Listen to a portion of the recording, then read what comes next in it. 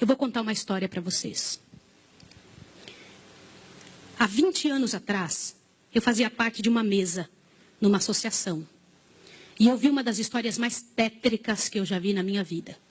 E pode ser que alguns de vocês já tenham ouvido essa história aqui entre vocês. E se já ouviram, vão lembrar comigo essa história com dor.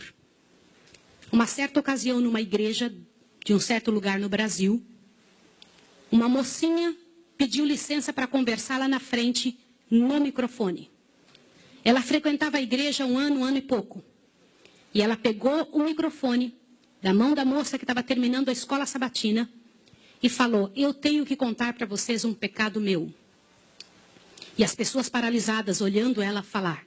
E ela disse: eu quero contar para vocês. Estava ali na igreja naquela hora, o pastor se arrumando ali, ajeitando alguma coisa, a esposa do pastor com os 2 filhos, mais ali no lado da esquerda, da minha esquerda, e a igreja toda ali junta. Vocês sabem que entre a escola sabatina e culto a igreja fica bem cheia? E ela disse: eu tenho que contar o meu pecado para vocês. E o pecado que eu tenho que contar é que eu sou amante do pastor. Na hora que ela disse isso, a esposa do pastor desmaiou ali na hora. E os filhos correram para acudir. E o pastor veio para ela e falou assim: o que você está falando? Você enlouqueceu? Que isso, menina? Ela falou: eu tinha que contar, eu preciso resolver meu problema. Eu preciso salvar a sua alma. Eu preciso resolver você. Os danitas, eles sempre usam essa: cuidado, eu preciso ajudar. Sempre usam a palavra da ajuda, viu? E naquele momento a igreja toda ficou em alvoroço. Eu não preciso dizer que não houve culto. Não houve culto. Não conseguiram fazer o culto. A esposa do pastor foi levantada dali, foi levada lá para fora. O pastor não sabia o que fazer. Começou a dizer: irmãos, por favor, isso é um grande mal-entendido. Ela dizia: não é, meu bem. Eu precisava dizer, eu tenho que salvar você e tenho que salvar a mim. E ela foi levada para um quartinho, a esposa do pastor foi atrás e começou a conversar com ela, e falou com ela, e foi um alvoroço muito grande. E ela disse: olha, eu vou te provar que isso é verdade. Nós combinamos que ninguém nunca ia saber, foi uma coisa muito bem feita, mas eu preciso te contar. E falou para a esposa do pastor: prestem bem atenção no que eu vou dizer. Falou: só tem uma maneira de você me acreditar, vem aqui. O seu marido tem uma marca na genitália dele. E a marca é assim, assim, assim. E a esposa olhou para ela e acreditou nela na hora. Sabe por quê? Porque aquele pastor nunca tinha tido contato sexual com nenhuma pessoa, só com sua esposa. Eles se casaram virgens. E ela disse: ninguém sabe disso. Como é que essa moça sabe?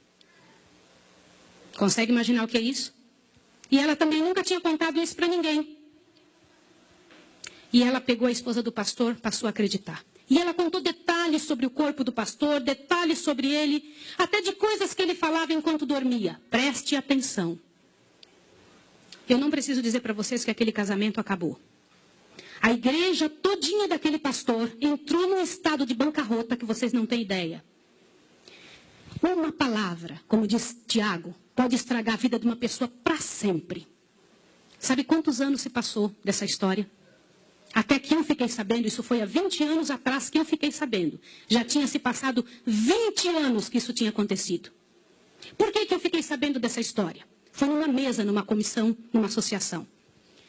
O presidente um dia nos chamou e disse o seguinte: irmãos, eu preciso da ajuda de vocês e oração por algo. O que foi?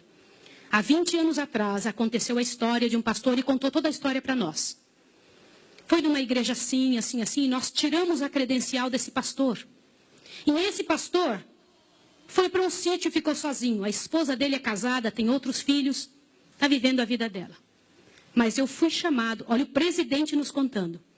Eu fui chamado há alguns dias na casa de uma senhora com os cabelos todos brancos morrendo de câncer. E essa mulher morrendo de câncer pediu muito para falar com o pastor. Mas tinha que ser o presidente da igreja adventista. E eu fui até lá porque eu sou o presidente. Quando eu cheguei lá, a mulher me contou que ela tinha sido a moça que tinha falado aquilo do pastor. A amante, a suposta amante do pastor.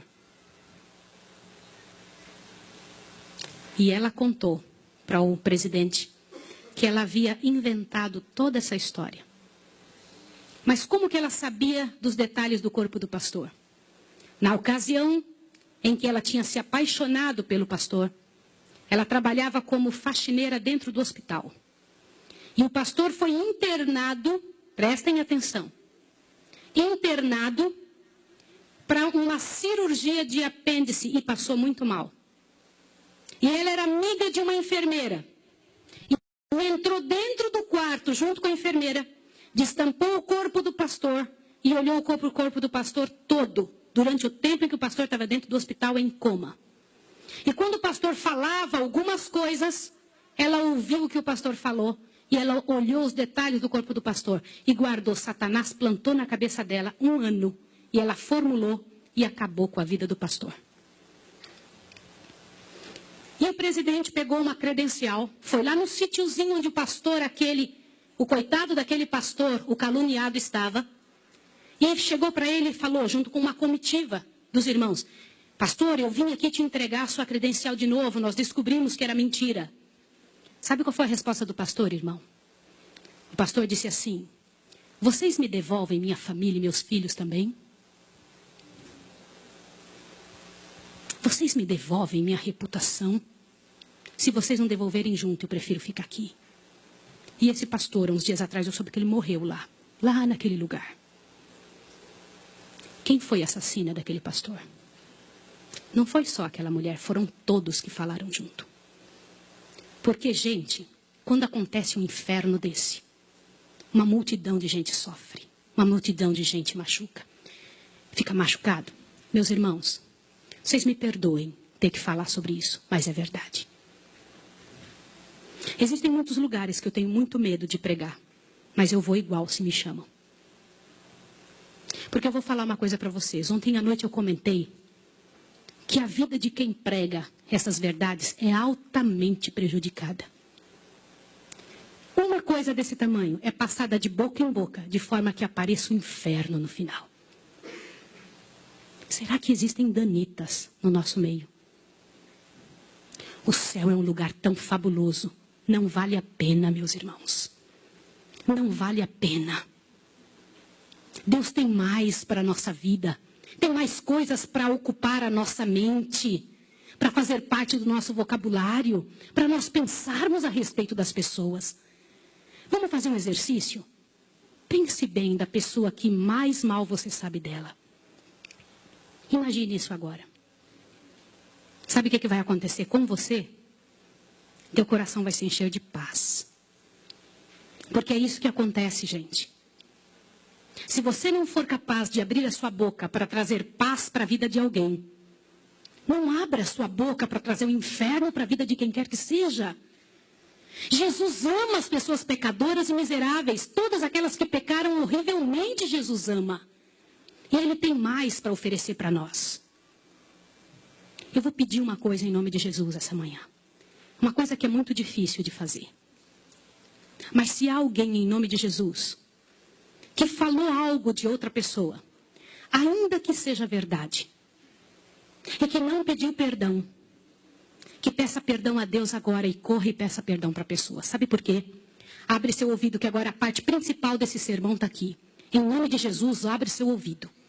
Eu preciso que você ouça, não deixa nada te atrapalhar. Você sabe por que existem igrejas frias que não mudam? Você já viu aquelas pessoas falarem? Você é ancião, não é, irmão? As pessoas vêm para você e reclamam. Que igreja fria? O que está acontecendo? O que não acontece? Nada muda. Vocês sabem por que isso? Alguém sabe? Gente, a principal razão, e eu vou ler para vocês agora ali. A principal razão porque a igreja fica fria é por causa da presença dos danitas. Eles são aptos a trazer veneno para a cabeça e o coração das pessoas. Abre a sua Bíblia em Tiago 3. Tiago 3. Tiago 3. Deus tem mais para a sua vida, meu irmão. Deus te fez para luzir nesses últimos dias da história da terra. Para crescer em nome de Jesus. Para fortalecer a sua história. Para se transformar numa bênção. Deus não fez a gente para sofrer, para se angustiar. Deus não fez você para ser um veículo do demônio, de Satanás. Deus fez você para viver, para ser abençoado, para ser feliz? Abre a sua Bíblia em Tiago. O que a Bíblia diz em Tiago 3? É um dos versos mais horrorosos da Bíblia, não é? Porque ele fala claramente de gente que poderia ter sido perfeita e não é, mas que pela graça de Deus pode ser. Com um pedido de perdão, com um pedido. Tiago 3. Vamos ler juntos bem quietinhos agora. Eu vou deixar minha amiga ali tocando. Tinha uns 10 anos, sei lá, 8 anos que eu não via essa minha amiga. Eliette, muito bom te ver, viu, Eliette? Uns 8 anos. Nós estudamos juntas, ela fazia enfermagem no IAE, eu fazia fisioterapia. Não é? Eu estou muito feliz de te ver, você e o seu esposo, o seu filhinho. Vocês não tinham filhinho nessa época. E nem eram casados. E aqui na América eu recebi o seu convite de casamento. Eu louvo o Senhor por ter enchido o seu coração de bênçãos, você e seu esposo. E que vocês levem esse sermão para o Brasil, para o nosso povo, para salvar nosso povo em nome de Jesus. Que poder livrar nosso povo das garras desse inferno. E poder trazer para a nossa vida algum bem. Leia, por favor, Tiago 3. Leia em silêncio. E pede para Deus encher o seu coração. Olha o que diz aí.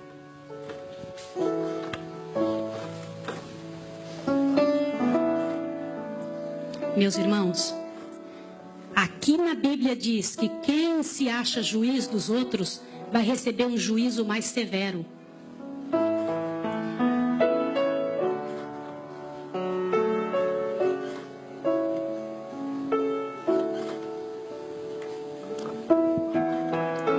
Eu vou ler com vocês. Meus irmãos, não sejais muitos de vós mestres, sabendo que recebemos um juízo ainda mais severo. Todos tropeçamos em muitas coisas. Se alguém não tropeça em palavra, este homem é perfeito e capaz de refrear todo o corpo. Sabe por que a gente não consegue vencer os outros pecados? Por causa da língua. Aqui está escrito isso, vocês acabaram de ler isso.